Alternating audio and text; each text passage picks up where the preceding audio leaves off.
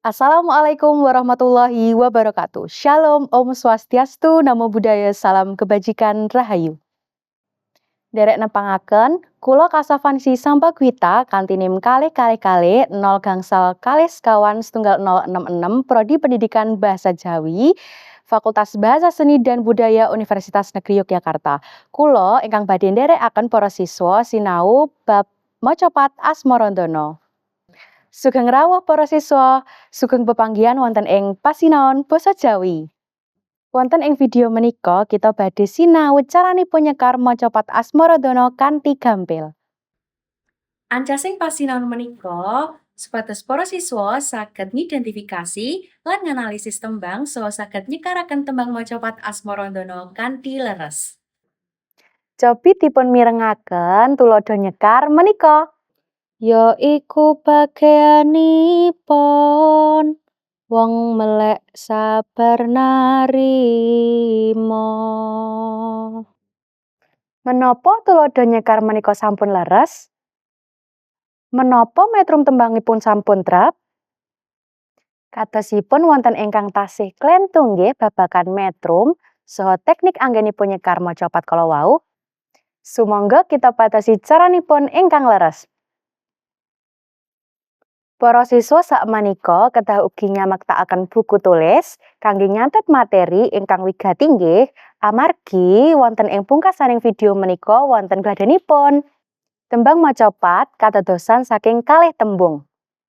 Tembang menika tembung utawi ukara ingkang dipun damel endah dipun wuwuhi titilaras. Menawi macapat inggih menika maca papat-papat. Wonten pamanggih sanes inggih menika lagu winengku ing sastra.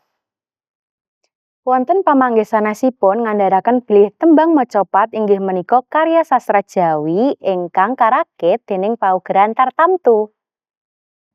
Jinisipun titilaras tembang macapat menika wonten kalih. Titilaras tembang macapat slendro kalian pelok. Menawi titilaras tembang macapat slendro menika boten wonten angka 4 kalian pi. Dadosipun kawaos jiro lumonem. Ananging menawi titilaras pelok menika jiro lupatmonem pi. Wonten ing saben titilaras menika kaperang dados 3 pathet. Menawi laras slendro menika wonten pathet 6, 9 saha manyura. Menawi pelok menika wonten 5, 6 barang. Saderengipun mlebet wonten ing tembang macapat Asmarandono, kita kedah mangertosi dasar-dasaripun rumiyin nggih. Wonten pangertosan pupuh, pada, guru gatra, guru wilangan, saha guru lagu. Pupuh menika cacahing pada saben setunggal tembang. Dados jinisipun namung setunggal tembang nggih. Menawi pada menika setunggal tembang. Ananging menawi guru gatra inggih menika cacahing larik saben setunggal tembang. Menawi guru wilangan cacahing wanda saben setunggal gatra. Menawi guru lagu tibaning swara ing pungkasaning gatra. A, I, U, E, O. Tembang ingkang badhe dipun sinau wonten ing kelas dasa menika tembang macapat Asmarandono. Tembang macapat Asmarandono menika gadhah pangertosan asmara kaliyan dahana. Asmara menika katresnan, dahana menika geni. Dadosipun Asmarandono inggih menika genining asmara. Tembang Asmarandono menika nggambaraken lakuning manungsa wonten ing bab katresnan. Sakmenika wonten metrumipun tembang macapat Asmarandono. Tembang macapat Asmarandono menika kadadosan saking 7 gatra. Guru wilangan saha guru lagunipun wonten 8I, 8A, 8E, 8A, 7A, 8U, saha 8A. Wonten watakipun tembang macapat Asmarandono menika sengsem saha prihatin. Wonten ing materi menika kita badhe sinau nyekar macapat Asmarandono laras pelok pathet 6. Cobi dipun gatosaken tuladha nyekar menika. Aja turu sore kaki, ana tiwa nganglang jagat,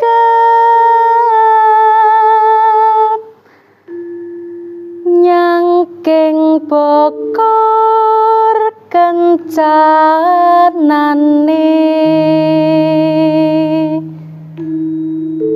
isine donga tetulak,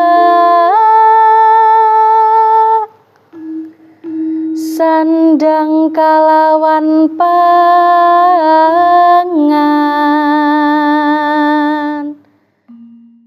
Ya iku bageyanipun Wong melek sabar narima.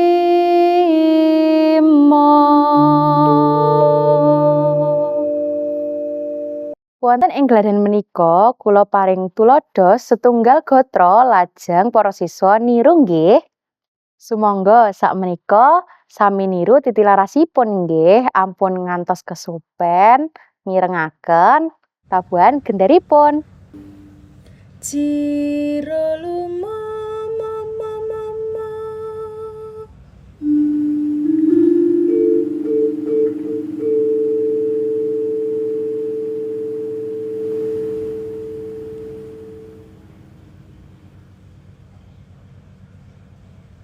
Manem ciciro cici manema.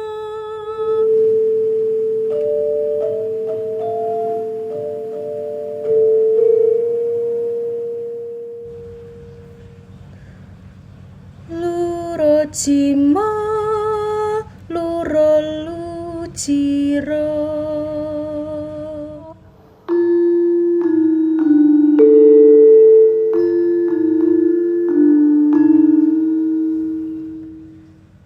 Rolu mama mama rolu ma.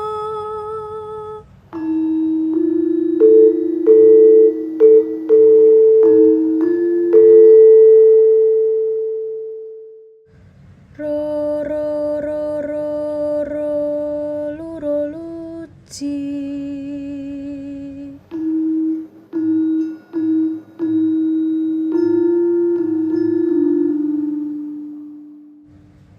Nem ciro ro ro ro ro luciro.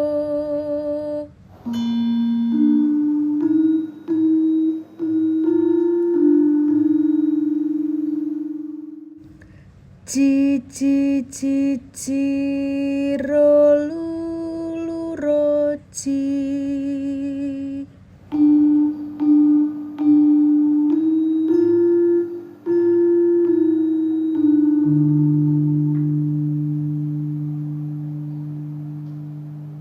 Ingkang kaping kalih kula paring tuladha nyekar cakapanipun nggih, ananging setunggal gatra mbaka setunggal gatra. Para siswa kedah niru nggih. Aja turu sore kaki,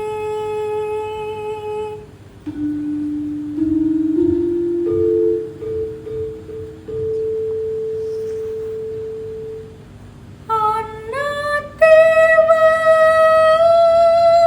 nganglang jagat,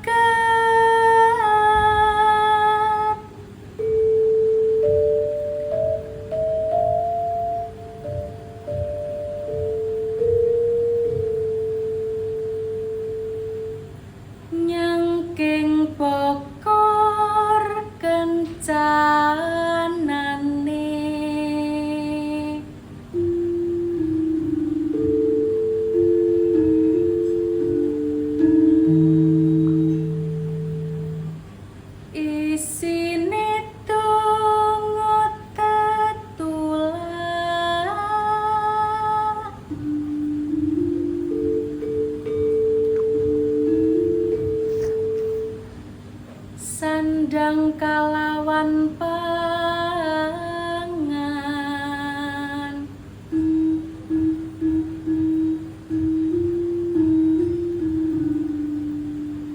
Ya iku bagéyanipun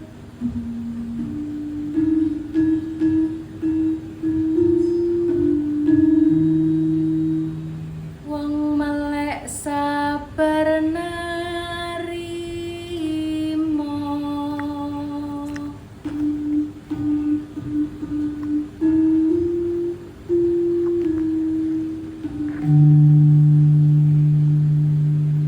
Nah, ingkang kaping 3 menika para siswa kedah nyekaraken piyambak nggih. Sumangga.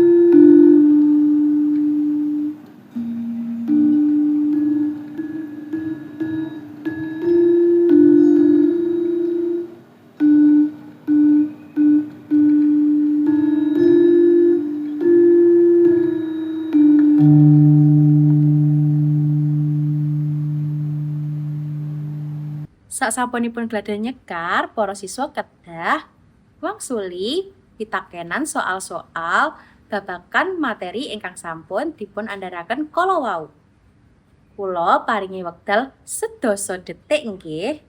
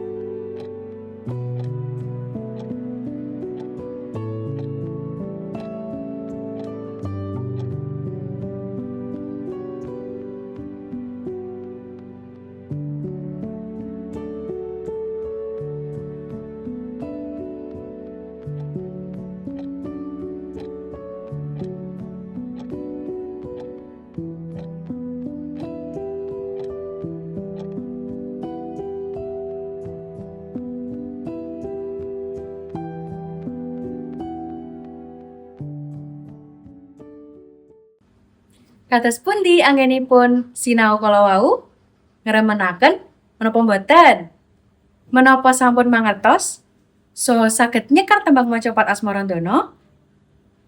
Mugi-mugi sedaya remen nggih saha saged nyekar tembang macapat Asmarandana. Menawi dereng maksimal, para siswa saged ngambali malih video menika.